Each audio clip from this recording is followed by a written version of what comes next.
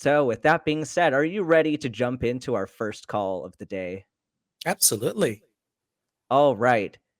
Let's take John from Canada. Hello, John. It looks like you want to talk about purpose. Is that what you're wanting to talk about today?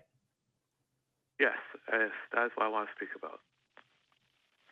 All right. Do you have a particular question that you'd like to ask? Yes. Okay, well, I'm assuming that since you call yourself atheist, I assume that you too don't believe in God, correct? Obviously. Correct. I would say I'm not convinced that a God exists. Oh, I see. You're And not. I Okay. and I go by So, I'm an agnostic deist. So not necessarily an atheist, but yeah. so you're not sure. It's not about not being sure. I entertain. I'm open to the idea that possibly there could be a supreme power, but it's just a matter of possibility. And I remain agnostic on the matter because there is not enough evidence for its existence. Um, so Oh, yeah. that's fair. That's fair enough. But anyway, I was wondering if you're not convinced that there is a superior being, may I ask what gives you purpose, or do you feel you have a purpose? Yeah, so I don't think that there is an overarching purpose that's the same for everybody. Um, I when I deconverted from Christianity, it was a very scary thing to go through thinking about purpose because I think a lot of us who were raised in religion and especially Christianity, we're taught that we need to have this sense of purpose in order to be fulfilled in life. So you keep thinking about what's my purpose going to be if I don't have a God? But it turns out I didn't really need that at all to feel fulfilled. But the purpose kind of that I've created for myself is more about the um, reducing suffering of other humans and other animal species on this planet. A lot of it comes from me leaving the planet in a better place than I found it.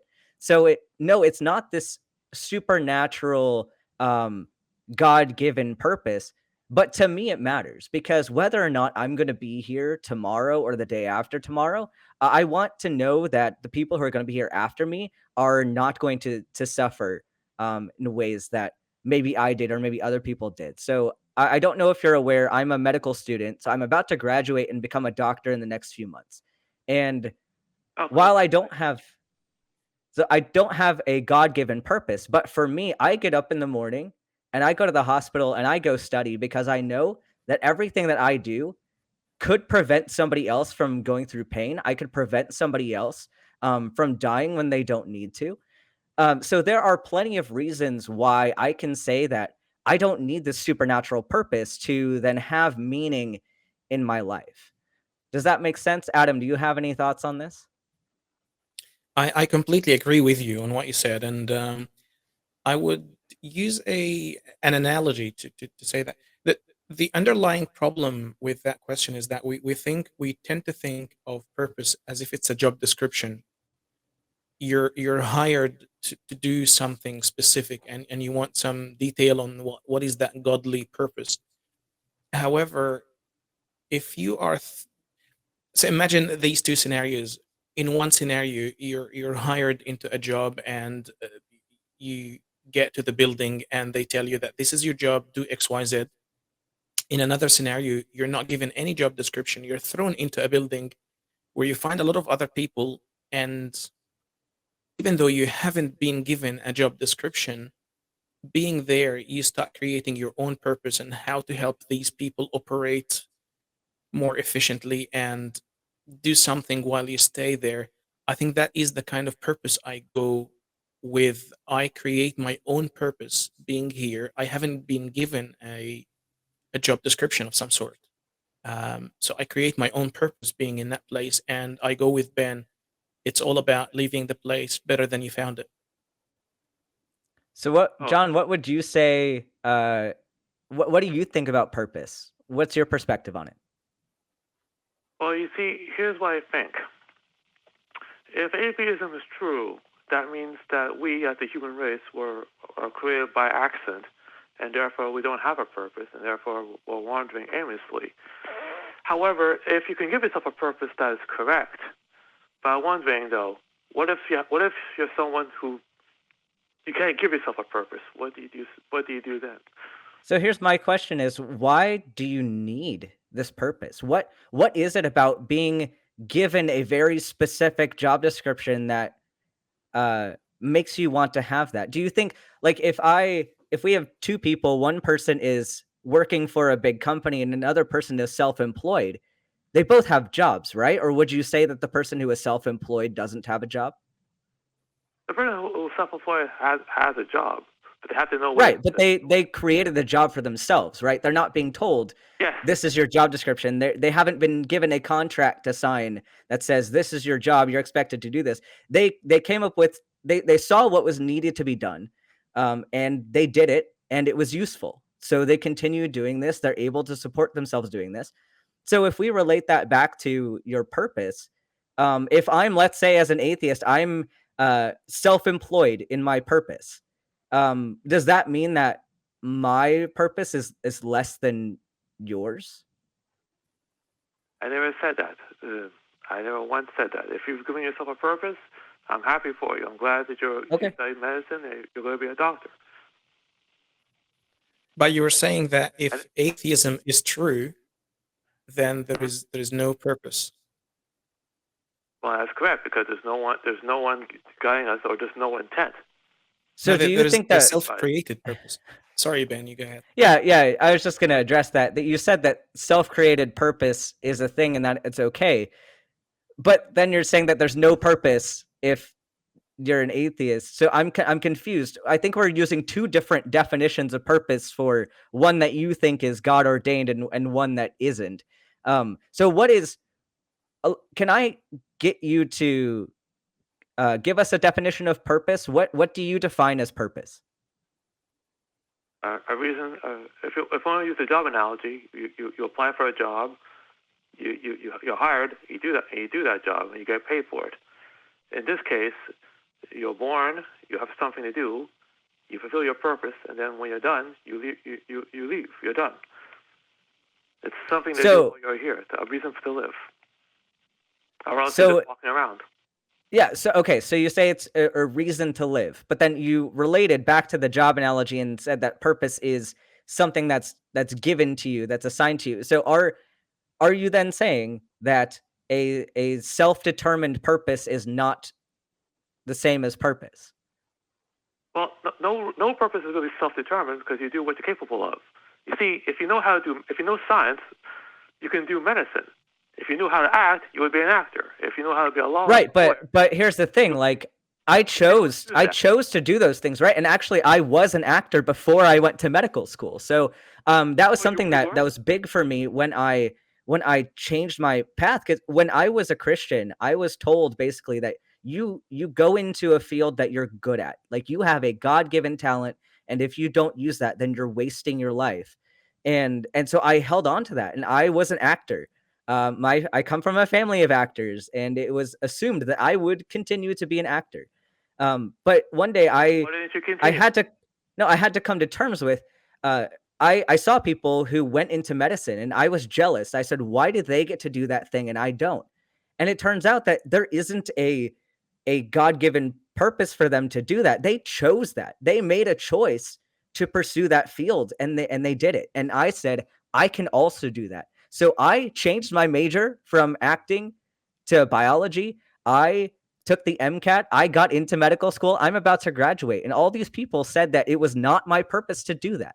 But here I am. So that's something determined for myself. So is that why you left Christianity? Because you don't want to do medical school? Why did you leave Christianity? That's a discussion we want to have. Okay, I left Christianity because there was not sufficient evidence to back up the claims made in Christianity. Oh, like what? That's on you. The burden of proof is on you. Are you making the claim that God exists and that God gives us purpose? I'm making the claim that we don't know. There could be a God, there might not be. We should not close our eyes to any possibility.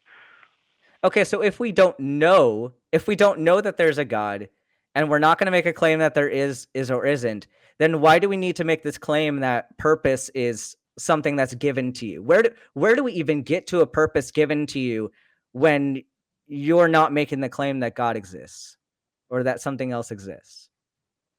Because I want to know if one were to embrace atheism, where does one get the sense of purpose? Because I see a lot of young people. We told you. Sense of purpose. We told you. Adam, do you want to jump in? It's exactly what Ben said earlier. So the only difference, since none of us is making the claim that God exists, it's basically having a job versus a self-employment scenario. People believing in a God, they think that they're given an exact job description to follow, while people who cannot make that claim that there is a God, they consider themselves self-employed, and they find the ways they can do good in the world, and they both have purpose. And how do you define good? Good to humanity at large. I guess you tend to know that you don't want to be hurt, right? You don't want someone to stab you. Therefore, stabbing another person is bad. It's a self-reflection thing. Murderers don't want to be stabbed, but they stab. So that's not enough of a deterrent. A murderer does not want to be stabbed, or doesn't want to be killed, but he still kills. So that's not doing to others. That's why we call it bad. That's That's exactly why we call it bad, because they do to others what they don't want to be done to them. But if morality is all subjective, then what prevents someone from doing something bad? Because we are social creatures. We tend to, as a group, make decisions, and we make a decision that's best for humanity as a whole, generally, because that's what keeps the group surviving. So if you do something that harms somebody else, odds are the rest of the group is not going to like that very much, and they might not be willing to help you in doing whatever it is you're trying to do. So especially if we all have different strengths and weaknesses, it's advantageous to be a group and to try to function together. That's how humans have lasted as long as we had on this planet. If somebody loses their community and loses their support system, they're less likely to survive, and they're put into a more strenuous situation. So, like if we went into the conversation of altruism, which is a slightly different topic, that would be where someone is doing something that will harm them, that will then benefit somebody else. But in general, most people, like when we engage with society, we get some benefit out of doing good for other people. There is a lot of selfishness in forming communities, and I don't necessarily think that's a bad thing, because if we look at goodness as reducing suffering of others and or at least not causing harm, then you can still do that while having selfish motivations, as long as you are not causing harm to other people. But the Nazis all agreed that the Holocaust was okay, and I see the same thing is happening today with children, trying to convince them that about gender identity. Yeah, some people thought that something was not okay, and then the rest of society stood up and said, "Hey, you can't do that." And so there was a war waged about that. So, like, the Nazis didn't go unopposed. They were seen as a detriment to humanity, and most of the rest of the world stood up and said, "You cannot do this. We're going to make sure you stop." So we have ways to regulate society and what goes on here. So just because something is subjective doesn't mean that there isn't some social consequence from doing the wrong thing. Adam, do you have any other thoughts on this point? Well, keep in mind that the men who led the Allies were Christians, and they followed the Bible. Just keep that in mind. All of them. Every single person in the Allies were Christians. Exactly. Were they? All the Were they? Yeah. You think every single person in the United States, every single person in the UK, and all of the other allied countries, you think all of them were Christians? I said the leaders. I didn't say each single person. The leaders. Adam, I want you to be able to jump in on this.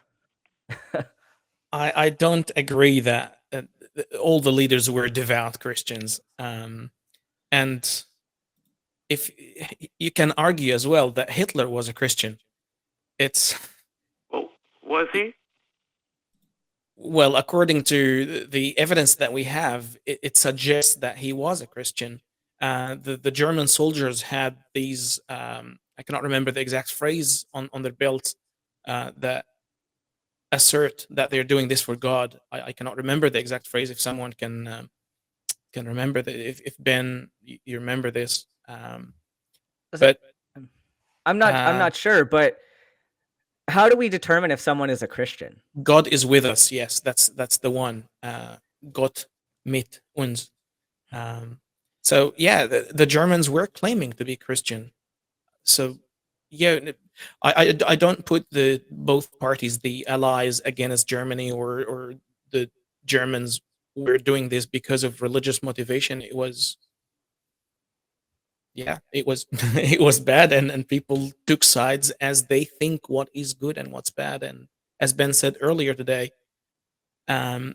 we saw that it was doing humanity harm, and yeah, we stepped in, not because of belief, because it was outrageous. So you John, guys honestly believe the world would be a better place if it was atheist? That's what you honestly believe? I just want to know. I think that's not necessarily true, because atheism does not mandate a certain moral compass or any kind of ethical system. It's just the lack of belief in gods.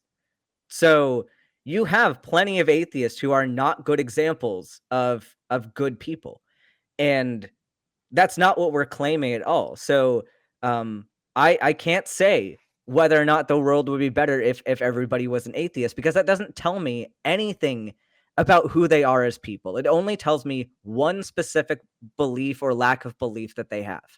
But I want to kind of turn a question on you a little bit. If you're going to claim that all of the world leaders of the Allies were Christian, and that the Nazi leaders weren't, what defines a real Christian? What determines who a Christian is? It's someone who has devoted themselves completely over to God and to Christ and follows His teachings. That's what a Christian is. Okay, so are all of the teachings in the Bible beneficial to society and fit under the definition of good? Well, it says, "Do not kill, do not steal." What else is in there? I'm pretty sure it tells people to not kill, but then also God goes on a couple, genocide rampages, and tells his people to go on genocide rampages. So I don't know if that really fits with the whole do not kill thing. And specifically it says do not murder, because God favored them killing people, just certain people that they didn't want to be around. The Bible's very xenophobic if you read it. But you familiar with that? Well, the world is not an easy place to live, either then or now. But I don't see how. Okay, so does that mean that it's okay to go murder other people groups? Is it okay to teach children that they could be different genders? Yeah, absolutely, it is. No, I love how I bring up an argument about how it's not okay to kill people or commit genocide, and you're avoiding the point because you don't want to address the Bible and its views on genocide. So instead, you decide to bring trans people into this. Do you really think that trans people are on par with the evil of genociding a population? I believe that teaching children that to be trans is the same as genocide, and it's the evil that should be stopped at all costs. Okay, well, you are objectively wrong, and I have plenty of data I to am back not that wrong. up. But that's not the topic of your call. Oh, did he hang up? Did you hang up? Or are you still here? I think he got upset. Yeah, cause I'm gonna hang up on him because, you know, we can have all these arguments all day, and the fact that if you're gonna use this as an argument to then dunk on trans people and to tell trans people that they should be ended at all costs, like those are words of genocide right there. It's scary. This is rhetoric that is not acceptable in any society. And this is what happens when you have a belief in God and you think that you're doing what God and Christ said. All of a sudden, you equate between genocide and transphobia, basically. Yeah, it's absolutely ridiculous. And the fact that my identity and my existence is more of a problem to them than a book that tells people to go out and kill other humans. No, thank you.